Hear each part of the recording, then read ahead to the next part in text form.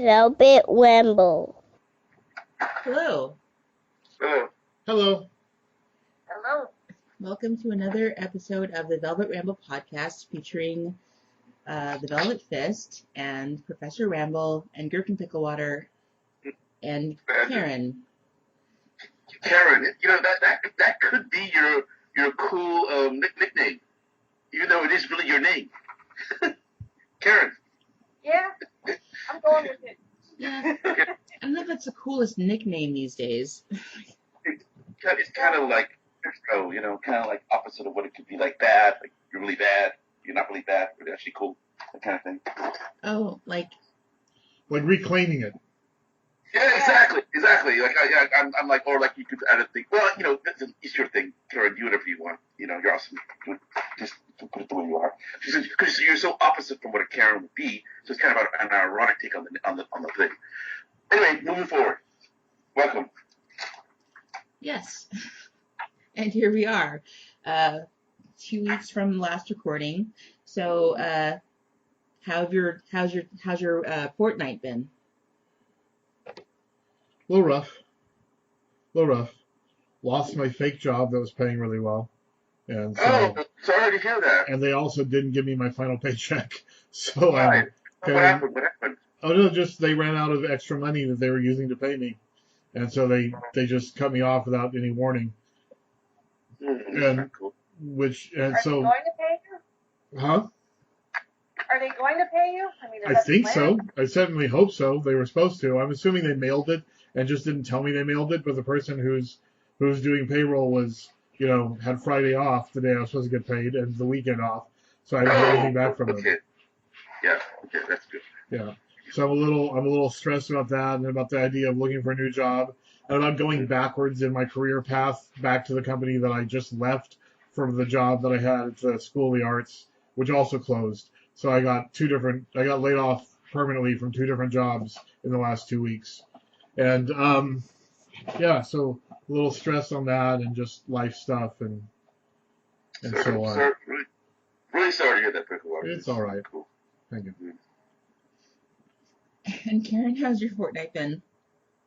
It's been okay. I feel like it's been like this really weird long blur. I don't have any differentiation between the days, even though I'm working. It's just like I don't really go anywhere besides being at home. And we had a 4-day weekend. Our CEO decided to close for both Friday and Monday for the holiday. So I'm all confused about what day it is right now, and I don't know. It just feels like this virus thing is dragging for a really long time. I'm tired of it. Only like 6 more months to go. Maybe 9. Is it? Is that what they're saying now? They're saying there's no way we're going to have a vaccine within less than 6 months. Of course not. And even if they get one, it's like, what's that going to do? Because a vaccine only prevents people in the future from getting it. They can't produce bats of it to invest in everybody. So, and even if they produce, it's not going to work on the first. My point being is that we're doomed, and we should just get used to it, and we should just give up and fade into the distance because there's no hope, and they don't know what I'm so tired of people talking about saying things they know about because they really don't know what's happening, but they're trying. And people don't like uncertainty. So if you keep saying things and then when it doesn't happen the way they do, then they have to backtrack and say other things. So it's just getting very, very annoying. That is annoying too. This anyway, yeah. So it sounds like your past 2 weeks have been a great, peaceful time of joy and light. Me? Yeah. Oh, they've like Karen. They've been the same, the similar. I have one piece of good news. One good thing happened, but in general, it's just been there's a thing going. I have relatives where hard things are going on with relatives. That's personal stuff, so I don't get into it. But you guys all know what I'm talking about. And then also, where I live, somebody here said her mom was having a hard time. But other than that, everything is generally going well. I did see a movie that a movie recently that I don't, for some wacky reason, I saw it twice. It maybe I cried both times, deeply. It moved me greatly, and I really loved it. I don't think it's Okay, what's it called? It's called Fire Saga. Fire Sire? Saga. Fire Fire Saga. Saga? Yes. The Will Ferrell movie. Oh, About Eurovision. Yes, I know. Everybody's, I will say, I don't know, I will assume that nobody here has seen it yet. And I will assume that probably nobody has an intention to see it. And and I will say this, that at first, my daughter was very, very brutal in her criticism of it, as she carried it over to her mother, and they both visited seen the second time. But the second time we got through it, and they ended up loving it. And it's a very emotional movie. I like Will Ferrell's movies. He's one of my favorite actors, whatever. I love Talladega Nights, Ricky Bobby's one of my favorite movies. But so anyway, not to go on and on about it, but that it just one in a morass of sea of bad news and horrifying events in real life coming at you from all points, and with no possibility of what's the word, Reprieve? succor or peace in the horizon. And in a world of uncertainty, it's nice to know that, and it's a movie about the past. It has a lot of ABBA music in it. I do like ABBA music. I don't care what people think about that. I like ABBA music. It reminds me of my youth. Yes, which I know you're going to make a joke about being a long time ago, but yes. So that was the one good thing that happened in the past 2 weeks? Yes. Okay. But it happened twice, so that's great. Yeah, I saw it the first time, and I wept over it. I will say this. I would invite people to see it. I think it moves me greatly. It is worth noting that this is a comedy. It is more than a comedy. It is a romantic comedy, and I usually do not like romantic comedies. I haven't liked a romantic comedy like this ever since Harry Met Sally. That's the last one I actually enjoyed. I think, yeah, that would be it.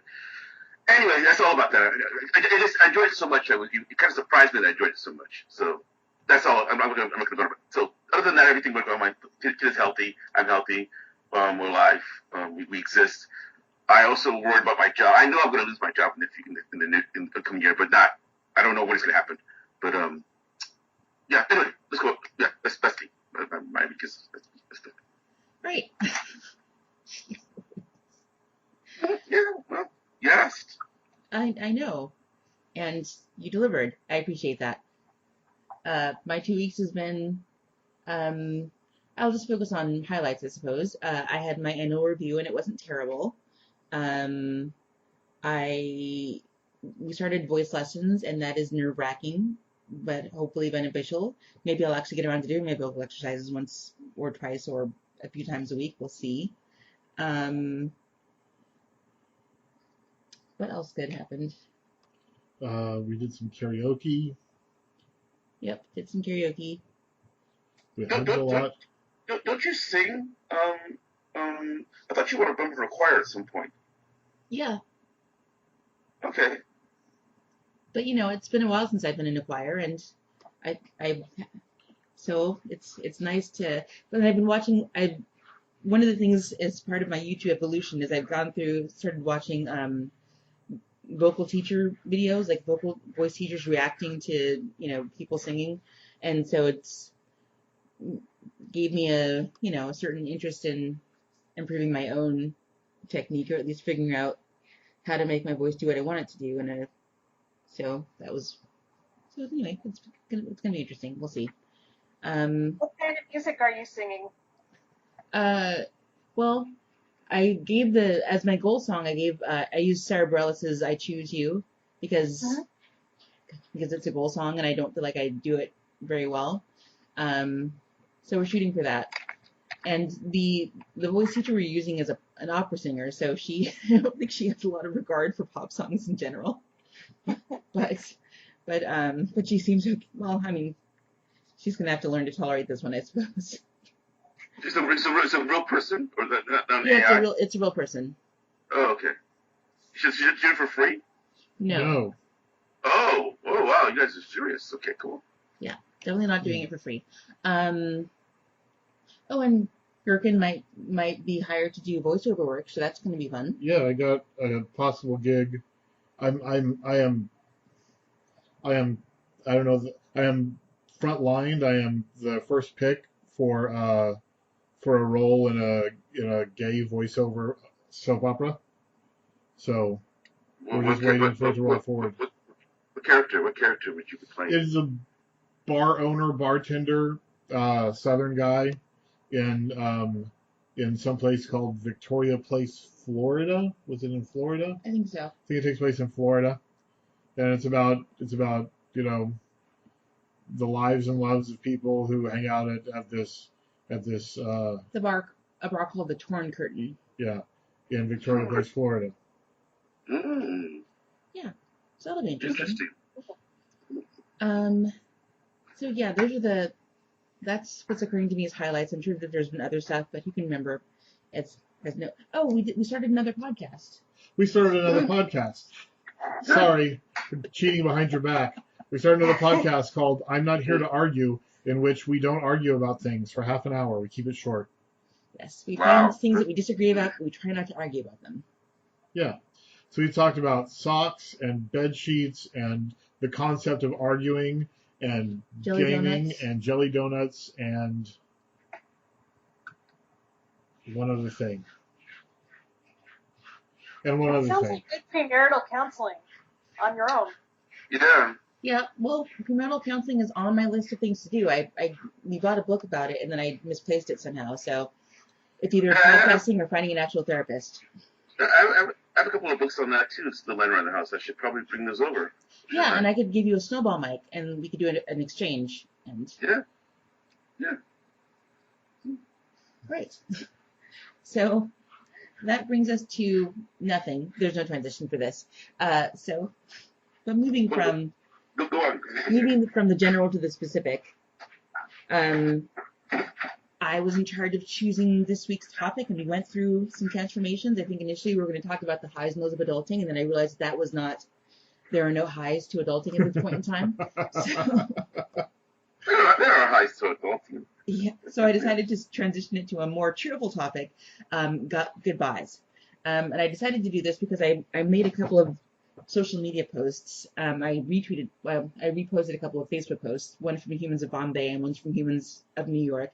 The Humans of Bombay post was a woman who had been recently widowed, talking about her husband and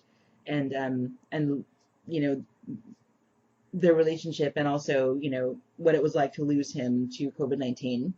And the Humans of New York post was about a school teacher talking about a relationship she'd had with a student who had basically been there from when she was a novice teacher, had been her student when she was a novice teacher, like I think her first year, and then time had moved on, and they'd maintained a relationship even though the girl was no longer in her class. And this was the year that student graduated from high school, and so it's like a woman reminiscing about and saying goodbye to her husband, and the teacher reminiscing about and saying goodbye to a student. Obviously one experience a bit tragic and sad, the other experience more maybe joyous but bittersweet. And it made me think about the different ways and times that we say goodbye to things. And I thought, hey, I'll bring this to the collective and see what they have, see what stories they might have to tell about saying goodbye. And even though I realize that this could default to being a downer topic, I do want to emphasize that you can say goodbye in a lighthearted, cute way, a la the Brown Trap Family singers. So, does anyone have anything they'd like to share about saying goodbye to things? You're referring to the Brown Trap singers? Weren't those the ones from Gone with... From The Sound of Music. Gone with the Wind. You had it right the first time. The Sound of Music. So long, farewell, I'll be just saying adieu, adieu, adieu to you, adieu. Well, they say differently, yeah. Every verse is different. So, I am really good at goodbye. In that I am not very good at goodbye at all. I'm really good at leaving places. It's nice to watch me walk away. Because of your butt? Because of my gorgeous butt. I do a really nice butt. It's carrying all this weight around. So, I've never had a trouble transitioning to a new place. There's never been a sense of culture shock internalized for me when I leave a place to end up in a new place, live somewhere else, it's just a fact of the matter that happens. It's a thing that's happened a lot in my life, so it's just par for the course. But saying goodbye to people is incredibly difficult for me. I have such a intense, wrapped up, emotional abandonment stuff in my head that leaving people behind or having people leave me behind is very, very trying. I've lost a lot of people to drugs and alcohol, or just living fast and loose, um, You don't and a really couple get to to suicide. say goodbye in those circumstances. And you don't.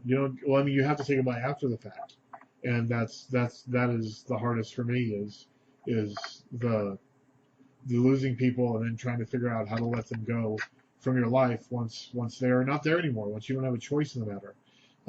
Letting people go when I have a choice, that's not hard. Uh, I've made that choice a number of times. I've let my family go entirely before and slowly over time rebuilt relationships with them. But letting people go when I don't have a choice, that's very difficult for me.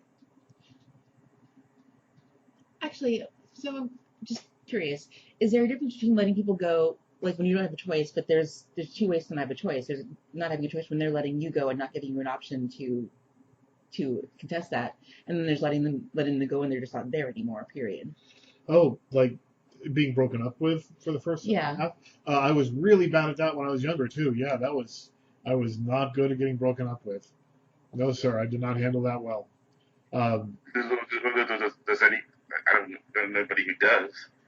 So I've well, I was gonna say I've broken up with people and they handled it well, but no, they haven't. I mean, there's been very few times I've broken up with people and those people did not handle it well. So I don't know. I'm not good at I'm not good at goodbyes I don't have control over. So that is valid.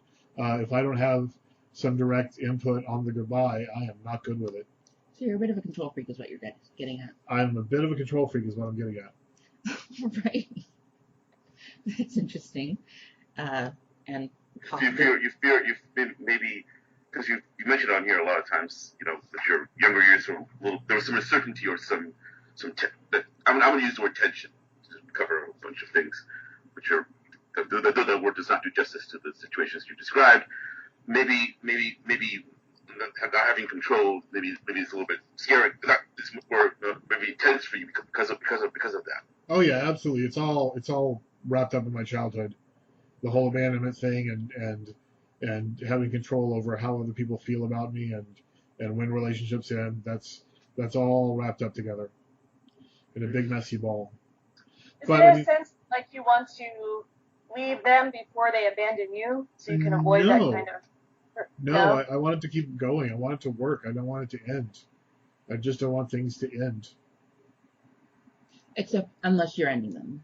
Unless I'm ending them, and even then, that's not an easy decision. I mean, it's still a difficult decision to make. But once I've made the decision, I'm okay with it. Okay, well, that's the important thing. Mm-hmm.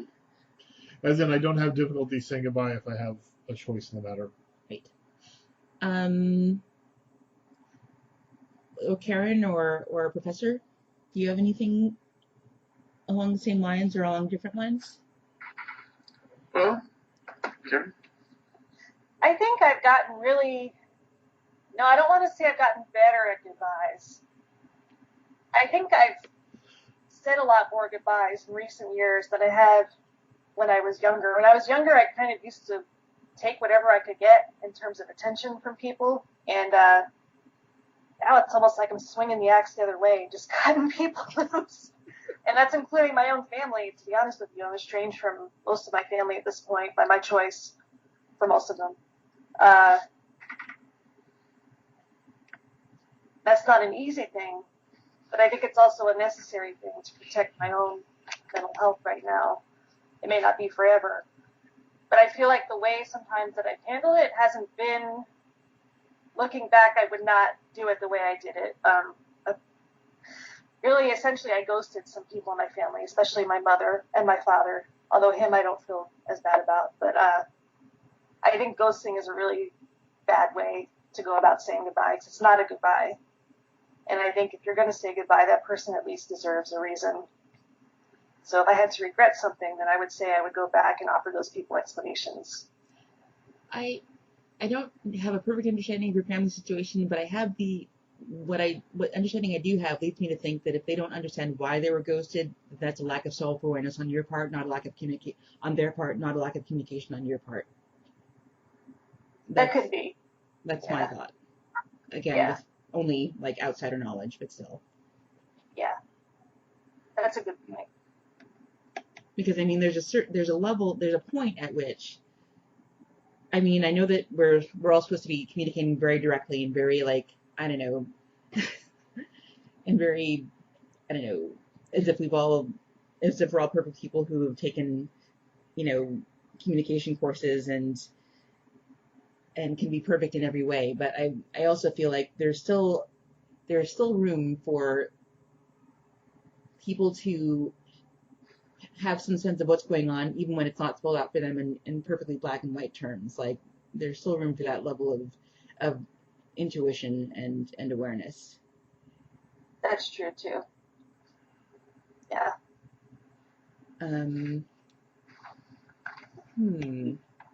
I had a thought and it disappeared, so I'm just going to point at the professor and say, hey, do you have anything you want to say? Just change the screen thing. You guys were talking. I was trying to think of like how, because when I was younger, water. I also as I said, I'm not good at breakups, but I've never known anybody who's good, especially when you're not in control. Like I've been dumped before, so. And I always have this fantasy that there's some people out there who could be dumped, and oh yeah, sure, no problem, dude. Hey, we should. I see where you're coming from. I understand you. It's not. I know what you're saying. I know that it's not me. It's you. I get it. I'm out. Maybe we can be friends one day. Maybe that could be. But because I've never met anybody like that. Most people, even the people who I think are like that, then some people have shocked me, and I'm terrible at it when I get up. As far as breaking up with people, I haven't really done it. There are people who I have over time I have less and less. I think I'm very good at saying goodbye to certain stages of relationships, like Karen, the people in my family who over time, I've communicated. I've chosen to communicate with them less. I don't think there's anybody that I've actually cut off, but there are definitely people who and who I've chosen to not associate with as much. And some people who I've been planning further in the future, just distant from. But also,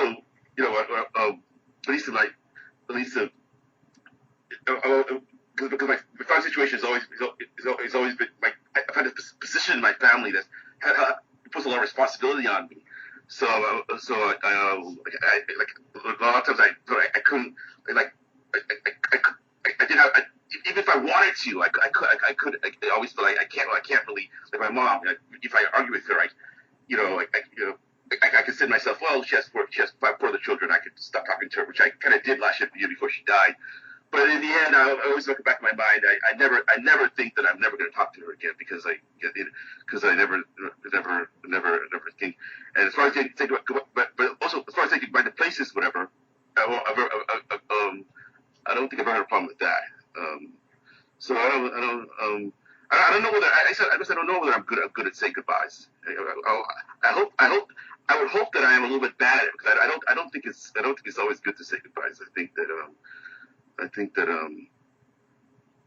the way I look at things is that life is short, so you should as you move through life, you should at the moment assess yourself, and if things are not positive, the quicker you can bring them into alignment and move forward, the better. So anyway, that's about that. I will say, I don't know if that made any sense. well, we'll fix it in post. It's fine. I don't know that I'm good at saying goodbyes. I think I'm probably bad at it. But I think what I generally tend to do, because I'm probably not good at saying goodbyes, is I don't get involved in the first place. Like, I'm thinking about, let's see, a couple of jobs ago, there was a person who was supposed to be working there I was a full-time employee, and there's a person who's working there just for the summer. And then I think during the course of the summer, he was trying to like be friendly and make friends. And I just was kind of like, you're going to be leaving in September. I don't know that we really need to have any conversations or whatever. So, but then he ended up staying for another year. And then I was like, okay, well, sure. Now we can talk. Now that I know you're going to be here at least for a significant period of time. So I think stuff like that, where I will, if it doesn't seem like the person's going to be around for a while, then I'll probably try to avoid getting involved in the first place. And I think this might be because at a workplace, a few workplaces before that, even I was friends with a coworker, and we were like, so we would hang out outside of work as well. And then I think when we went out to lunch one time, and she was like, okay, well, by the way, I'm got into, I don't know, grad school or something, and I'm leaving. And I was like, oh, I wasn't expecting that. And she was like, you didn't think this would happen? And actually what she said was, we always knew this would happen. And I said, well, I didn't know that this would happen. But you didn't know that they would get into grad school? I didn't know that she was planning to, leave our workplace and leave and just not be friends anymore. No, I did not realize that was coming at all. We're not be friends anymore just because she left. She told you she didn't want to be friends with you anymore? Well, no, she just said she was leaving, and that was kind of like, okay. It was a surprise to me. It wasn't a surprise to her. So I think that could be emblematic of one of my reasons for not like getting too involved unless I have the sense that the person is going to be around for a while. Kind of like marine rules, like a marine. What's the use of getting new recruits that can be dead in a couple of days? So I didn't know that was a marine rule, but yeah, that makes sense. It's a little dark. Well,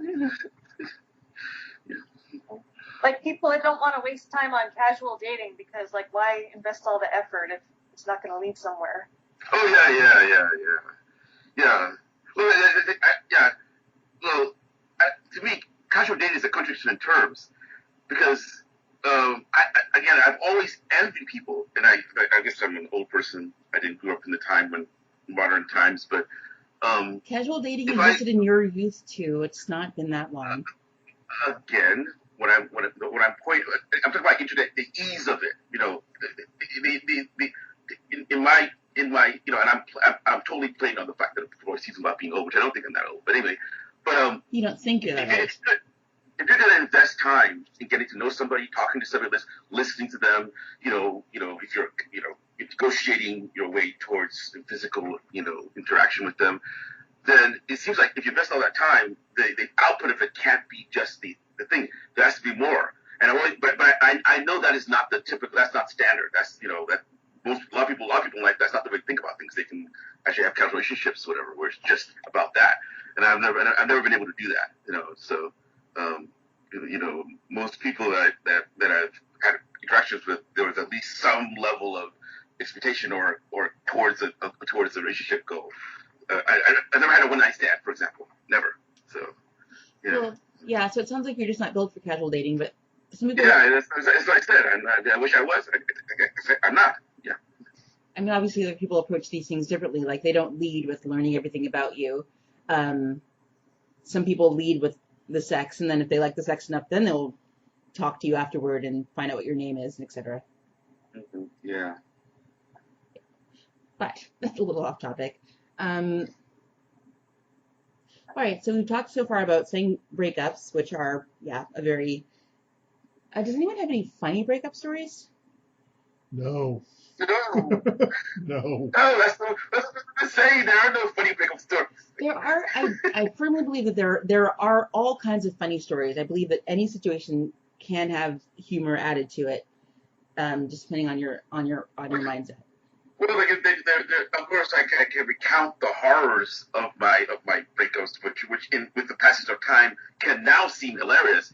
At the time, they were horrifying and traumatic and just terrible. So. Did I ever tell you all about the time I dated a sex offender?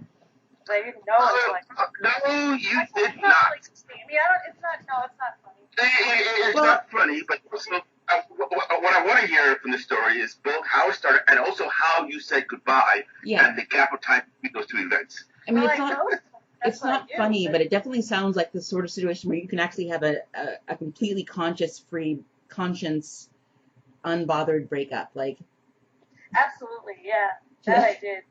But actually, no. We went online. We went on like 2 dates, maybe. Did you know he was a sex offender when you? No.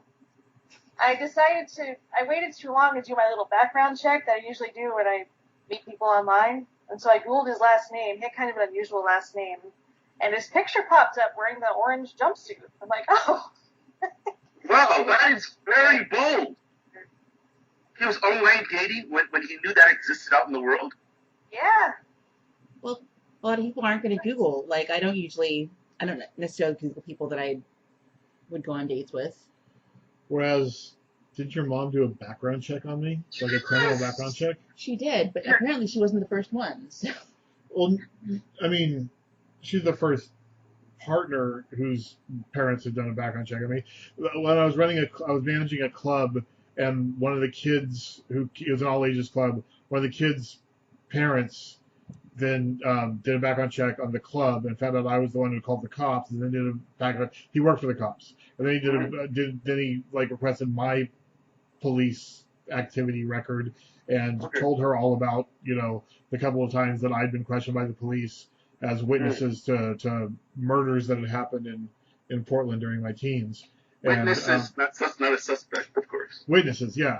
And in an effort to try and scare her away from coming to the club anymore. It was super, super weird. But your mom's background check was the first time anyone had ever done that to me in a dating relationship, where they actually paid to have a professional background check done. Wow. Oh, that's interesting. Well, it's not surprising, unfortunately, but this thing, and you can as we swing back to the screen on the right to me, you can see why there might be some reason to do that. Yeah. Karen. After you Googled and found the photo, what did you do? I had to take some time to freak out by myself. And then I showed it to a couple of friends. This was here in South Carolina. Oh, wow. Shortly after I moved here. In the South? Did you get killed? I mean, it's always so, because one of my big fascinations is what I call exiled people like lepers, and people who have been just totally, where there's you're basically non-human. You're not human anymore. You're not part of any society, and there's no way to get back. There's no possible way to get back. There's when you say sex offender, that's I don't even have to ask what kind of sex offending was it? Was it animal related? Hopefully it wasn't children. Who knows what it was? Whatever. But just that label alone would seem to preclude you from any type of human interaction. And the fact that this person was so bold as to go, well, I know this is out there, and my again old-fashioned view of women goes that most women would not be willing to date a sex offender. I mean, this is me. I don't know every woman in the world, whatever. So I would think that as soon as they found out, that they ended right there in probably a very violent way. I don't think that aren't they legally required to tell you that, whatever? No. I don't know if they have to tell you, but it's definitely public information out there on the internet if you care to Google them. Okay. So once I found out, I ghosted. He kept texting me, calling. I was ignoring him. And then a few months later, I was in a local dating meetup group where singles could meet up and potentially, go on dates later on, whatever. And I found out he was in that group too. So I ended up contacting the moderator or the owner of that group and letting them know what I found out, and they banned him from the group. Yeah. Yeah, you'd think that one wonders what's going to happen to him, but the fact that he's so, and also hopefully it's not a weird situation where maybe he was mislabeled, but because it seems bizarre that he can keep trying to enter society normally. So anyway, who knows? weird. It was weird. So, completely changing the subject. My last breakup, the last person who broke up with me, I guess they told me, but I never heard. And we kept having sex, so I was unaware the fact that we'd broken up. And they're like, "Yeah, I broke up with you a while ago." I'm like, "Really?" I don't have any recollection of this. And we just like, "Yeah, we talked about it." Da, da, da, da. I'm like, "Yeah, but we kept having sex." I'm like, "Oh yeah, well yeah, we did." Well, Like on a regular schedule or just on a regular basis, at least, if not a regular schedule. So it was super weird. I don't remember. We have very different recollections of how that breakup went. What is their recollection? That they broke up with me And a while ago. That we never really broke up. We just started kind of faded away. Oh. If they broke up with you, then why are they still having sex with you? Because I'm really fun to have sex with. Okay, I have no knowledge of that. So calm down. I don't doubt that. But then see, it's illogical. If you're really that fun to have sex with you, and they want to have sex with you, then why break up with you? Oh, emotional stuff, probably. What are they giving up? And what are they give? What are they getting? I'm assuming this was during your polyamorous days. So what are they giving up? What was the breakup? What did it mean? What does the breakup mean? It was probably about the fact that I'm crazy and emotional and stuff. I'm not really sure. I don't remember why they said they broke up with me because I don't remember them breaking up with me. So they didn't explain it again later when you didn't realize that you were broken up? They probably did, but I was more hung up on the fact that they'd broken up with me and I didn't know about it than the why. That is quite. But you can't be faulted for that because any normal person would think, hey, why would I assume I've broken up with you if everything's happening as if nobody does in relationships? What has changed? Is it that's my point. Is that is it that they didn't want to execute the girlfriend duties? They weren't buying you gifts or Valentine gifts. Because it seems like they just I'm going to give up my duties as a girlfriend, but I'm going to still continue to withdraw from this account. The things that are properly only due to me from a boyfriend. At least one of the things that do for me as a boyfriend. So in their defense, I have a really bad memory.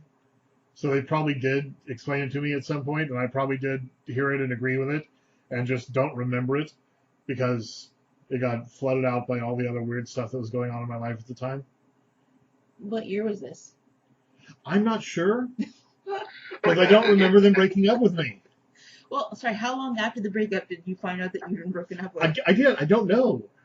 Was it months? Was it years? It was within 2 years. What? Okay. They didn't break up. They didn't break up with you. They didn't break up. No, we stayed friends. I mean, it's I've had many relationships where we after we broke up, we stayed friends and occasionally had sex. That was not that's not weird at all to me. Just this was just weird that I didn't realize. I thought we just faded apart, and that's what brought this up in the first place. Is that we just kind of faded apart, faded away, got more and more distance, so we weren't really seeing each other anymore. We were just occasionally having sex. And they're like, "No, I broke up with you," and that was a surprise to me. Okay. Well, I'm glad you realized it eventually. Yeah, not realize so much as got it forced upon me, but yeah. Yeah, I wasn't there, but that just sounds like somebody throwing out something like they knowing that you have a bad memory, say, "Oh, I broke up with you," but because that doesn't make any logical sense. Like that they would do that. They would throw. Oh, I know he's not going to remember. Oh yeah, I know. I remember. I told you that. Remember, I did tell you that, didn't I? I told you it was when we standing under the monkey, and you said this, and I said that, and blah blah blah. I'm 99.9% sure I was not being gaslit. It was really just a failure on my part. Okay. Even if you were being gaslit, it's a pretty good one. It would still be. It would still be a breakup. So. Alrighty. So again, we talked about breakups. We talked about. You want to talk about that? The end of my, because you remember the end of my divorce. Yes. When you the goodbye that was left behind for me, I basically just I think that was a bill. It was a bill? No, remember because you took you home that time and went to the house and all the candles burning. That event. Oh. You picked me up from the psych ward. Yeah, I don't remember that there were candles burning because she would have left a couple of days before that, wouldn't she? You you specifically, okay, remember she left the wedding gift that your mom gave you. Yeah, that was in the garage, but I was through a series of events, which you don't have to go into details. I found myself in a psych ward at the end of my divorce. This is after I was put there. That was the one. I don't remember. That was one of many times I was in a psych ward, but this particular one. So my therapist has been trying to get me to break up with this person, or to get me to realize that I had troubles in the relationship. You know, that I wasn't really getting the details of what was going on fully. She was trying to convince me of it. So she had told my ex-spouse that to come to the hospital for a consultation with me, who was in the hospital, and she kept saying she would come, but she never did. And then finally, at one point, she revealed that she wasn't coming, and she hung up the phone. So I was left in a psych ward. And then my car wasn't there. I need to get home. So I called up the Velvet Fist there, come pick me up. And she was quite surprised because she did pick me up because she drove me home. We entered my house which was I'm going to interrupt. So what I recall is you called me one night and said, "Oh, hey, can you go to my house and see if my wife is still there? Because I just got a bill for a moving company. I just noticed that this bill for a moving company popped off on my credit card." Yeah, maybe a little bit of difference because in the hospital, I did one of the reasons I didn't have any I found out the bill came later. One of the reasons I couldn't get home is that my wallet and stuff was at home. Yeah. So I needed to come pick me up. So the movie thing came later, but go on. Yeah, so this was my recollection that you called and asked me to check to see if your wife was at your house. So I went and checked, and I realized that she wasn't, and that what I noticed was when you were in the hospital, I had told her, "Hey, he doesn't have his glasses. You should take him his glasses." And I assumed that she was going to do that. But then when I got to your house and she wasn't there, your glasses were sitting there right in the middle of the dining table. That's what I noticed. Yeah. Okay. And then I called you and let you know that she wasn't there. And I actually go pick me up, which you very kindly did, and you picked me up, and then you drove me home. And because I remember there was I had this big wooden, I had all this stuff, I had this big wooden chest of drawers right for the door. And she put candles. Because I remember you saying, I remember you saying that, wow, because she didn't know how long it was going to be where I was, but she had these candles burning. That what if one of the candles had burned down to the wood and burnt down this chest of drawers? So I remember you saying that, whatever. It was very bizarre, you know. And then yes, I did go into my garage where there were a whole bunch of gifts, many of which I actually liked, whatever. For a wedding, which by the way, you Velvet had helped me plan, which was awesome, you know. Yes. So my best work, I mentioned it. Yeah. Anyway, let's go down that path. And then there was a big, I gotta say that was the thing that pissed me off the most. I gotta say, you know, that you took all the wedding gifts except for the one from your mom. Well, just leaving the one up with my, you know, and you realize my mom and I never really got along ever. You know, well, she's my mom. You know, the oldest of 5 kids. Who cares? But we I guess we get along. But the fact that my mom had been really, my mom could have been so much worse than she was. You know, but for some reason my ex was really, you know, mean. She said a lot of mean things to about her. And the fact that she took all these other things and left this one thing, gift. And by the way, at the wedding, as you know, most people came to the wedding were mine. Three people came to the wedding from her family. From my family, for people from my part of the family. So then she left this. It was such a subtle way of saying goodbye. And believe me, once I saw that box on the floor, that was the moment when I knew it was completely over. There would be no coming back from that. There would be no current people, notwithstanding whatever. There's always a question whether, you know, because when things happen. Because I always think my marriage ended at that moment there, even though the actual papers and stuff came later. But at that moment, I knew it was never going to resolve. So to me, in my mind, ended there. That moment, that was the thing. And if that hadn't happened, there could have been a chance, you know, because I would have found it more hard to say goodbye once I was, oh, okay, I'm done.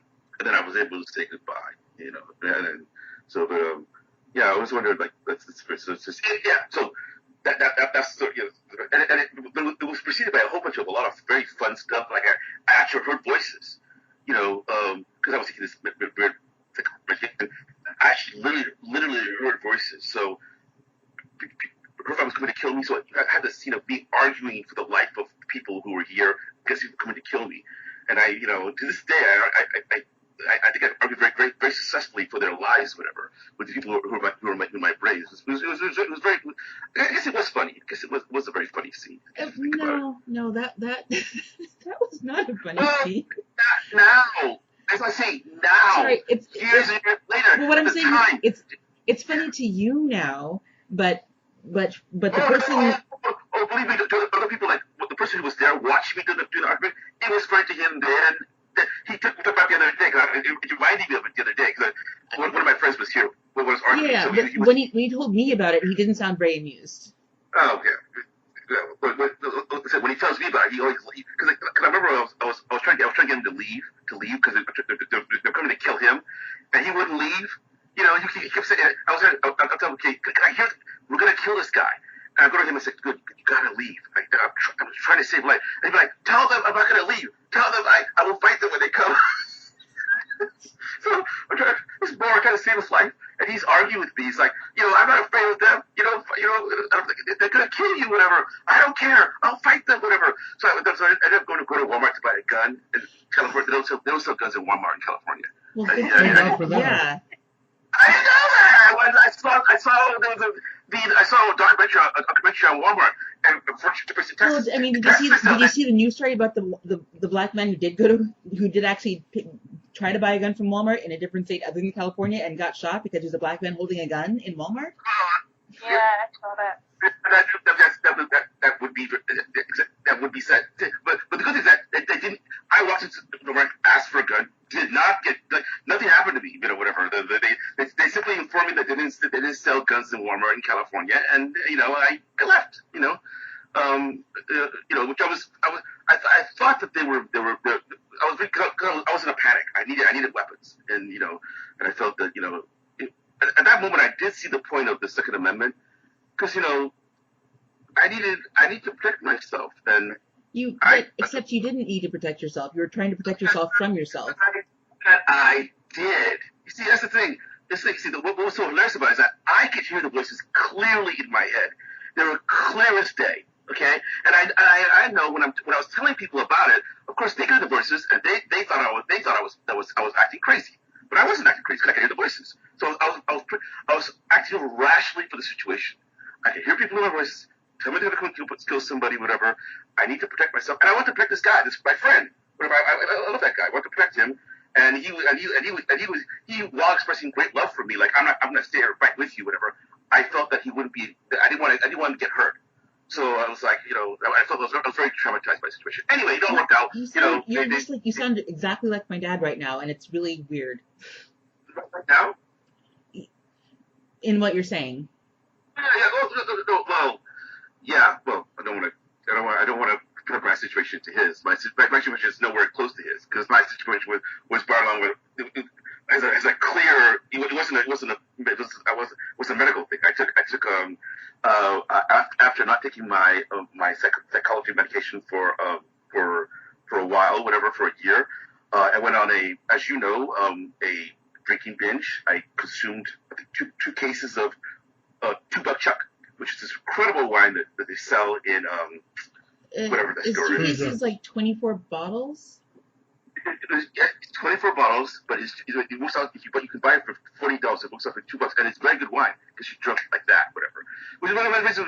If you ever wonder why I don't drink, this is one of the reasons. This is why this is back when I drank. This is one of the reasons why I don't drink anymore. So, you know, I consumed a case of that, whatever, and then I thought I need to get my life back in order. And one of the things I need to do was stop retaking my medication, Effexor, which clearly on label says has a danger of auditory hallucinations. One of the side effects of this if you take it wrong. So I also felt like I should double the medication I was taking before, because that makes sense to me in my drinking state. And in short, it didn't work out. Yeah. I don't drink because my best friend died of alcohol poisoning on my birthday. Oh, I'm sorry to hear But you that. didn't drink because of your fatty liver. I also have a fatty liver, but Well, my point is that it's all good reasons to not to, because often like that's a very succinct, like I can't say I have a fatty liver or whatever. I probably could keep drinking for a long time, but my point is that No, explain to me no. why. Well, I don't want to drink. I'm saying when I tell You people could not have kept drinking for a long time. You were going to crash into a wall sooner rather than later. I'm sure that I would, whatever. What I'm saying is physically. What I'm saying, I can't say I have a fatty liver. Is what I'm saying. What I mean is that that I physically I did have a heart condition, whatever. So I can't like quick water say, I have a fatty liver. But the explanation of the events that led me up to make that decision are too complicated. They have stories like this, which are very complicated to tell in detail. So yeah. Professor, you have my permission to tell people you have a fatty liver. Yeah, but I couldn't. I wouldn't want to lie, I want to be. But anyway, you know what? It doesn't come up often. Often I don't drink. That I found that they assume that I have some religious conversion, and I let them believe that. You're allergic to alcohol. But I was drinking. Yeah, but you're essentially allergic to it, which is why you don't drink it anymore. Well, okay, yeah. Food allergies. These are, but as far as also saying goodbye, whatever. One thing I think I've gotten older is like look if I one of my friends used to do this, whatever. He would say something. He would say I've made this decision, and then he wouldn't give any explanation for it, whatever. He would just say that's it. And if you asked him, he would get angry. He would get upset about it, and he would say, like, you would ask twice, but get angry. He said, "I've told you what I've decided to do, and if you should assume that I've thought it through before I made a decision. If you're asking me for explanations of why, it means you don't think I've thought it through." So that's the way he deals with it. So as I've gotten older, I've gone, okay, maybe that actually is a better way of dealing with it, whatever. So maybe that because it makes it a lot simpler, whatever. That's in light of something else I've heard, which is that no is a complete sentence. Like if you just say no, then that's all you have to say. And I never find that it actually works out that way. Yeah. I never find that it actually works out that way. Like in my experience, no isn't a complete sentence. And I remember I was getting back to the topic of breakups. There was a person I was trying to break up with for various reasons, and he wasn't accepting. He wasn't accepting the breakup, so he kept asking me why, and so I kept trying to come up with explanations for why, and at a certain point I was like, well, wait, I don't have to give you a reason for why. The reason why is because I don't want to date you, so just take that. Yeah, that should be enough. Yeah. So, but yeah, in my experience, like people say that no is a complete sentence, but I do not know how that actually happens or works out in the real world. Well, with this guy, the thing he added on to it is that he's a much harder person. So he would just say no, and then he was willing to take the thing. Like I said no, that should be enough, and then boom, he would just stop talking. Now, of course, he ended up getting divorced from his wife, whatever. Well, I mean, that's how that works. Yeah, but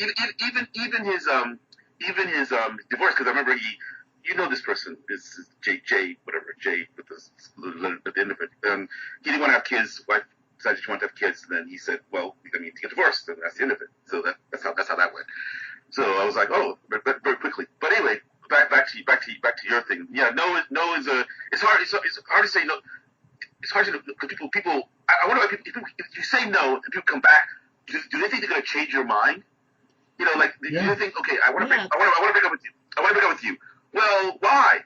Okay, well, because of this. Well, I can change. Because I can change. Because I can fix myself. Because I can make any kind. You know what I mean? Of course they don't. They want to change your mind.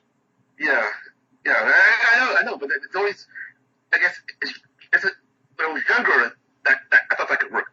As you get older, you think, oh, obviously that's not going to work. They're not going to change their mind. And even if they could change their mind, it wouldn't be real. If they think they want to break up with you, then it's already over. Well, the problem is there are circumstances where people do change their minds. Like there are people who initiate divorce proceedings and then change their minds. There are people who it happens, but it doesn't usually happen because of anything that you, unless they're specifically asking you to change. I don't think it usually happens because of any changes that you make. It happens because of something they realize about themselves, probably. Yeah. Yeah. True too. Yeah. Or yeah. I think. Yeah. Yeah. Yeah. Yeah. Yeah, there's also like this breakup is in divorce. Like yeah, it's like okay, yeah. Whenever people broken up with me, they've never reversed it. And I've tried the whole thing of like, oh why, whatever. But it's always, So it's like once the process begun, by the time you find out about it, it's already begun. There's no hope. You might as well just give up. Yeah. Okay. How's the note to end on? There's no hope. Just give up. Well, that's where he started, so I think that's just his mindset. I'm going to tell a different story about letting go, and that story is about when I was taking a cake making class, or cake decorating class, a Wilton cake decorating class. At a certain point, I had so many cakes and cupcakes in my refrigerator that I could not hold on to them all. It was just ridiculous. So I called Professor Ramble, and I said, okay, I'm going to give you this cake that I decorated. And so, but I've made this cake today. I'm going to give it to you, but I have to spend some time with it first. So he came over like a day or two later to pick up the cake. I, took it out of the fridge. I took a photo. I said goodbye, and then I let him have it, and then he took it home with him. And that was me letting go in a very light, adult way to a cake. So have you guys ever had to let go of something that was like not a person, but just a thing? And it was very serious at the time, but also in retrospect, kind of like, wow, I was being a little dramatic. My first car was really hard to say goodbye to. I've got a cat in my lap here. Is that Sybil? Yeah, she's deaf. Or Prudence? She's loud. Oh gosh, it is Sybil, right? It is Sybil. Yep. Okay, sorry. This car was not even, it was running, but it couldn't go above 35 miles per hour anymore. So it was time to go and trade it in and get a new one. Oh, that was the boat? So you got old and you just abandoned it to strangers because it got old and you couldn't take it up to anymore. It was just sad. Oh my God! I tried that car when I took it to the dealer because I don't know. I went camping in that car. At my first wedding, I written "just married" on the back of it. I had all these memories. That car? Are you remember that car? Oh my God! Mercury Sable. Yeah, I cried over that car. Oh. But it was hard to say goodbye. I still think about it sometimes. Wow, that's sad. But at least the good thing about that is that you send it to a place where you don't know what happened to it. Like, it could have ended up at the junkyard, but you don't know that. You took it to a safe place, and what happened to it beyond that point is not, I'll never know. Yeah. So that feels like a very safe way of saying goodbye. It reminds me of when I had to, my first car that I had to sell, that I love so much. I think I sold it to some people from Craigslist, and that turned into a very shady situation where they came to the house at night, and I had asked for like $100, and they were like, well, we have 60, and so then I let them. So then I was like, okay, well, fine, you can just take it, it's fine. And then a few days ago, I got a ticket or something because they'd driven it like across the bridge without paying a toll. And I'm like, they probably went to commit a crime. I'm pretty sure that they were not on the up and up. But oh well, at least the car's not in my driveway anymore. And by a few days ago, you mean a few days later? A few days later. Okay, not actually a few days ago. Okay. Yeah. It was funny because I know I have relatives that have sold cars to you, whatever, and they've had trouble letting go of the car too. Because I remember one company, one of my brothers sold a car to you, and I remember he was asking me, how's that car doing? I'm like, Rebecca, first of all, I knew the car wasn't doing well. Yeah, I mean, that your brother also asked me how the car was doing, and I specifically lie every single time because he was so attached to that car, and I did not want to deal with any of that dismay when he saw what was happening to it. Sold the damn car. It's over. Who cares? And he's like, oh, well, that car. Just like, I'm like, you sold it. It's done. You should throw it off a bridge. It's over. I think one time I thought because he gets intense about these things. So I was like, look, she crashed it. She crashed it. You knew she was gonna crash it. She blew it up. Whatever. What? Whatever. You didn't didn't tell him that, right? I did tell him that I said it was having some mechanical issues. Okay. I mean, that is also true. Just, just. She was like, what? I'm like, oh God, just let go. See, but I'm like, say goodbye. You sold it to her. Did she give you money for that car? I gave money for that car, yeah. Did he actually charge you money for that car? Yeah. Did he just give it? No, Okay. He charged me money for that car. If he's so worn up about it, he should buy it back. He lives in a different state now, and also I would never sell it back to him. If he wanted to come to the house to visit right now, I would honestly throw a car cover over it so he couldn't see it. It's still there. I forgot it's still there, whatever. No, it's one of those things where, particularly with that situation, I'm like, look, dude, it's like, move on, dude. You sold it. I gave you money for it, so it is my thing. I could burn it, whatever. So whatever, and I don't want to deal with your drama. When I was a small child, my mother made me a dragon out of ceramics by hand, and it broke a couple of times, and eventually got thrown away, and that was very, very difficult for me to deal with. Since then, I've never cared much about things. I care about how much they cost, things, and having to replace things. Like, the most valuable thing I own is probably my commander deck, which is a number of hundreds of dollars, and it would be very difficult to replace it, so that would suck if I lost it because I'd have to replace it. But I don't have any emotional connection to most of the things that I own. I can't think of anything I own that I have an emotional connection to, just a connection in terms of how much it would be an inconvenience to try and replace them. Not even like your suits or anything? Not even like my suits or anything. I could always get another suit if I had money. All right. Okay. So the commander deck. Yeah. The commander deck. What is probably the commander $600 or $700. What is that? What is it? That box alone. You don't know what commander is? It's another version of it's like a sub game within Magic the Gathering. Oh, it's cards. Yeah. So it's basically as Magic the Gathering cards. Yes, make it sound as dorky as possible by calling it what it is. I was not playing that. I will tell you that I was sitting at this desk on a video call earlier this week. That was actually during my annual review with my boss, and because I'm a clumsy person, I did something with my hand and I knocked your cards off the table, and I was like, oh no. And my boss was like, what happened? And I was like, I knocked his Magic cards off the table, and she was like, oh no. They're not. First of all, they're not Magic cards. The commander cards, I presume. And did you actually say Magic cards, or did you say stupid Magic cards? I said Magic cards. I would never say stupid Magic cards. Okay. I would have said stupid. Because I'm respectful. I know. And also, I mean, he's been trying to teach me Magic, which, even though he said that I would never have to learn Magic, apparently all bets are off in a quarantine. You knew that wasn't going to be the case. I actually, after the day he told me that I would never have to learn Magic, I sent a text message to all my friends saying, oh my God, this is the happiest day. My fiance said I will never have to learn Magic. And she hasn't learned Magic to this day, so that has been the case. But life is long. You have a long life ahead of you. You're sitting with a bearded man with a contented look of man who has plenty of time. She says she doesn't. I mean, he did buy a beginner set, so we played a couple of times. There you go. But there's no pressure to learn. There is no pressure to learn.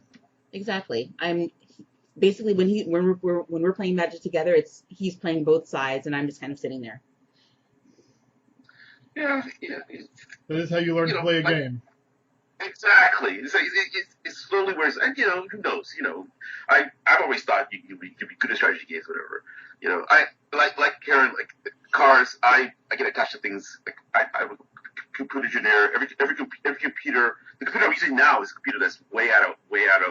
But I just like it so much. I've been through a lot of this computer. The cars, every car that I got rid of has always been it's just traumatic. Because I remember all the adventures I had in the cars, and then when they I used to get KQED to come get the car, so it's very tragic because they hook up the car, they come to your house, so it's like coming to your home to take a friend away. They hook up the car, you can stand and watch the car drive into the distance, and it's going to turn around that corner. You're never going to see it again, and you don't know where it's going to go. So a stranger's going to be in it, and they can be in your car, and and you think about what that night is the car thinking about you. Does it know where? Does it know why you got rid of it? You know, does it think you didn't trust it anymore? And then what if somebody's got the car and it drove back to your house and then it saw other car that was in your driveway and know that it had been replaced? You know, how would the car I feel? think if your old car, your Volkswagen saw your current car, your old car would feel okay, because it'd be like if your ex-girlfriend saw your current girlfriend and realized that your current girlfriend wasn't really as attractive. My current girlfriend. Wait, what about? She's saying your new car is not as good as your old car. Yes. Well, okay, well, that's a matter of opinion. I guess, see, that also could be considered kind of a little bit, you know, because my old car was German. My new car is, my old car probably would think that, because my old car was German. It was a Volkswagen. My new car is Japanese.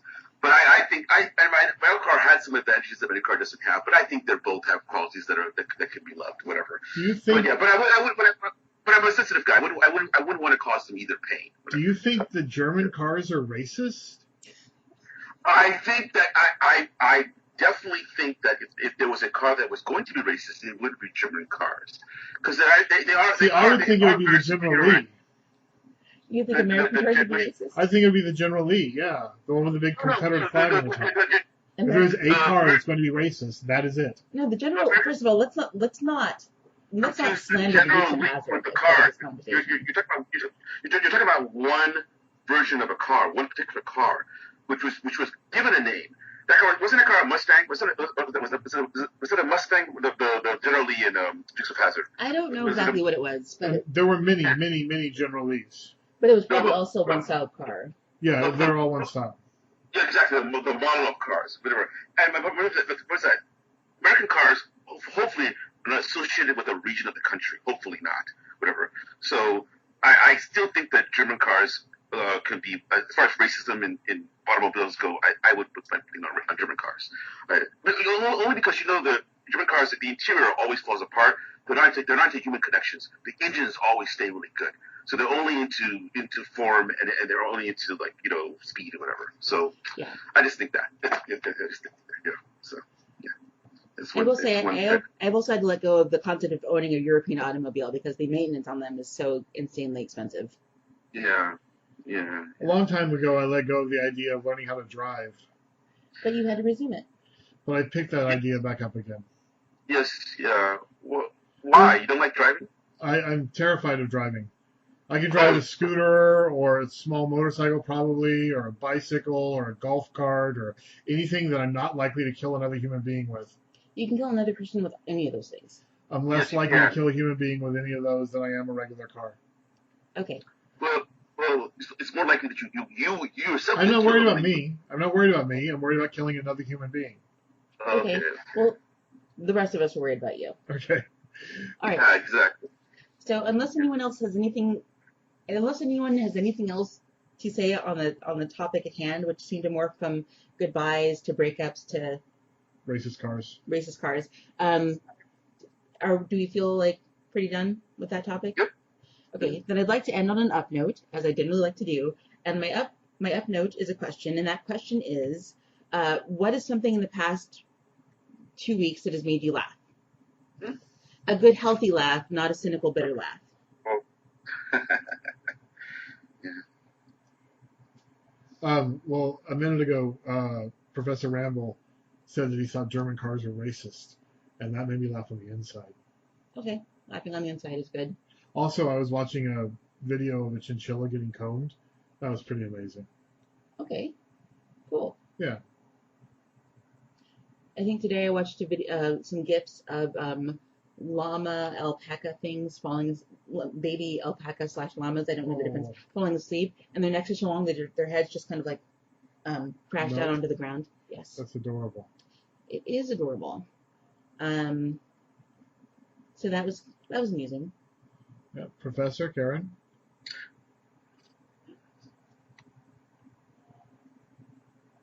I know there's been plenty of things. Why is that cat's name Sybil? Well, the cat is a tortoiseshell and is a little bit evil.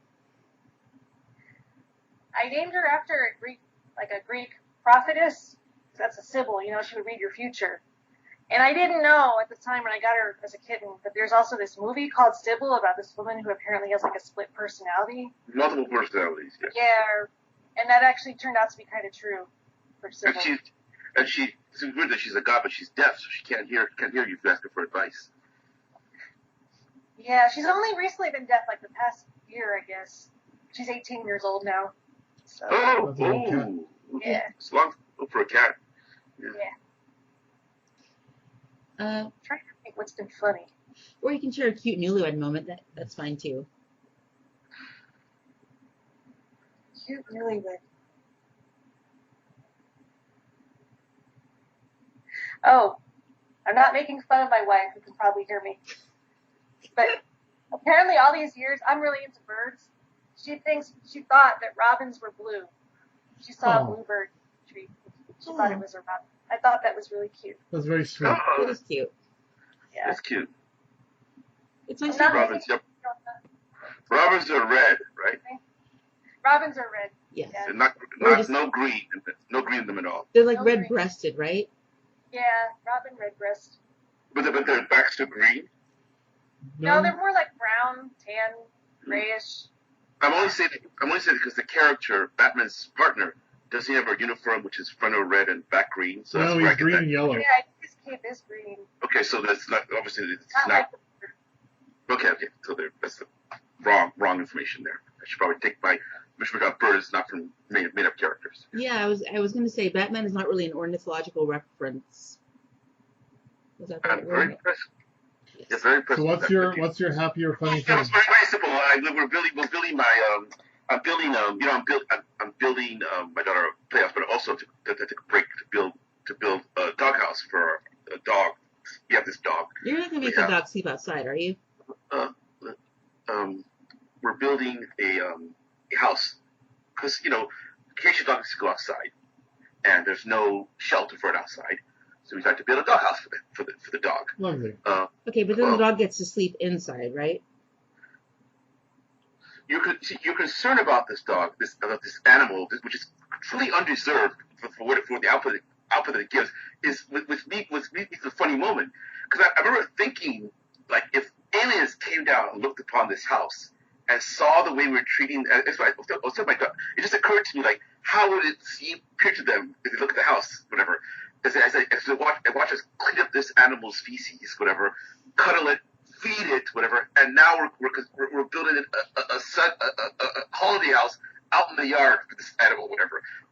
How could they not think that it was the alpha animal in the house? I just thought that like if aliens came looked at our house, whatever, they would have to assume this animal is some kind of religious object, the way we're treating it, whatever. Which I just find that's really hilarious, considering the fact that the dog is so undeserving of that level of secrets. But there you go. I thought that was funny. That's a funny thing for the week. Okay, alrighty. Well, thanks for listening to another edition of the Velvet Ramble podcast. If you'd like to contact us for whatever reason, feel free to send us an email at velvetramblepodcast@gmail.com or velvet.ramble.podcast@gmail.com. And you will see it eventually and be thrilled on the inside. And with that said, I guess it's time to say goodbye. Goodbye. Bye. Bye. Bye, guys. Bye. It's the Velvet Ramble Podcast. It's the Velvet Ramble Podcast. It's the Velvet Ramble Podcast.